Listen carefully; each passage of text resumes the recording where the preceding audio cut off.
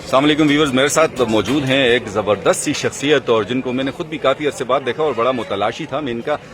माशाल्लाह बाकी तो सुनते हैं इनकी कहानी इन्हीं की ज़ुबानी। ये काजी खतीब साहब हैं फ्राम डंडा खोलियाँ और ये ओमान में आयल रिफाइनरी जो है उनके साथ मुंसलिक हैं, उनके कंट्री मैनेजर हैं। बाकी इनकी कहानी इन्हीं की ज़ुबानी सुनते हैं। अस्सलाम वालेकुम सर।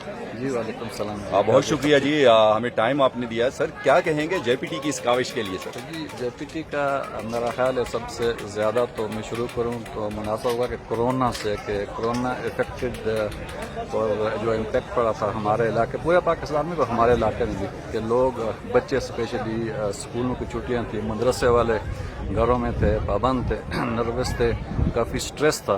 तो इन लोगों ने रियली उनको एक इतनी अच्छी ओपनिंग दी कि घरों से निकाला, ग्राउंडों तक ले आए और वो जो स्ट्रेस था बच्चों से ख़त्म किया इन लोगों ने।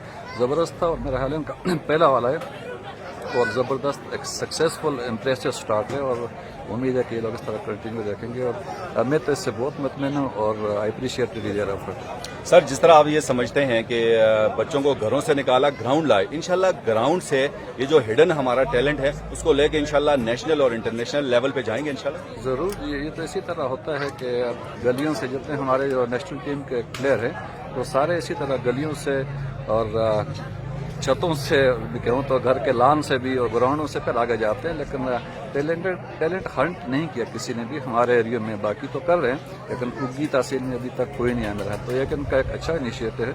अगर इससे भी बच्चे हमारे ऊपर आते हैं, अपनी परफॉर्मेंस शो करते हैं, टैलेंट शो करते हैं, तो ये भी मीडिया की नज़रों में, मीडिया के ज़रिए हो सकता है क्रिकेट हमारे PCB वाले हैं जो भी हैं, अगर उनके नॉलेज में आ जाए कि नज़र आए कि इनमें भी टैलेंट है, यहाँ पर भी बच्चे हैं, तो मेरा ख्याल है बहुत बेनिफिट है एरिया के लिए, इन बच्चों के लिए, इनको भी एक ओपनिंग मिल जाएगी।